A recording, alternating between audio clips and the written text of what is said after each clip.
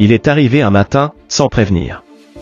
Dans un village perdu au milieu du vent et du sable. Il disait s'appeler Monsieur Ball. Un homme calme, discret, au regard lourd, trop lourd pour un simple médecin. Personne ne savait d'où il venait, ni pourquoi il avait choisi Pitel. Mais quand on souffre, on ne pose pas de questions.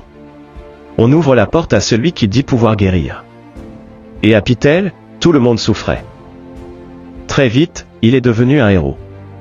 Les malades guérissaient comme par miracle. Les femmes le bénissaient, les enfants riaient à son passage. On disait, Monsieur Ball a des mains bénies. Mais derrière ses mains, il y avait autre chose. Une obsession. Il notait tout, chaque respiration, chaque battement de cœur. Il disait que la médecine était un art. Et que Pitel serait son chef-d'œuvre.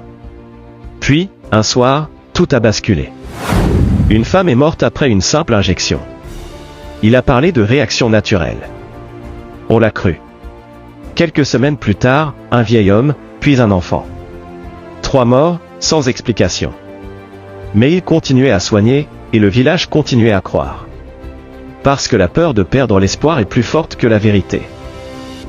Une nuit, à la morgue, un corps a bougé. Un jeune homme, que tout le monde croyait mort, s'est relevé. Il hurlait, le regard perdu. Il répétait. Je l'ai entendu, il parlait à quelqu'un pendant qu'il m'endormait. Il disait, ne t'inquiète pas, tu ne souffriras pas longtemps. Le lendemain, Monsieur Ball l'a fait transférer. Et plus jamais personne ne l'a revu. L'infirmière qui travaillait avec lui a trouvé un vieux carnet. Des pages couvertes de notes incompréhensibles, de dessins de corps ouverts. Chaque nom de patient y était écrit, puis barré d'un trait rouge.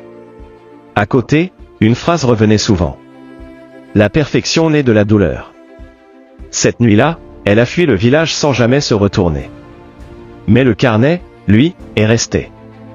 Quand la vérité a éclaté, il était trop tard. Les villageois ont pris des torchers et ont encerclé sa maison. Ils ont crié, prié, supplié le ciel de le punir. Le feu a tout dévoré. On a retrouvé des os calcinés, mais aucun corps identifiable. On a cru que le mal était mort.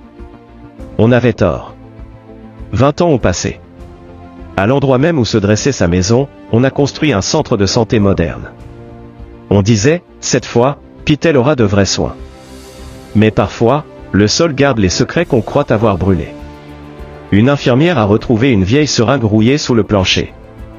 Elle a ri. Et depuis ce jour, elle n'a plus jamais dormi paisiblement. Peu à peu, des phénomènes étranges ont commencé. Les patients guérissaient trop vite. Certains disaient voir le même visage, celui d'un homme en blouse blanche, penché sur eux. Un autre jurait avoir entendu une voix lui dire « Ne bouge pas. C'est moi qui décide quand tu vis. » Les médecins ont parlé d'hallucination. Mais à Pitel, on connaît la différence entre le rêve et la malédiction.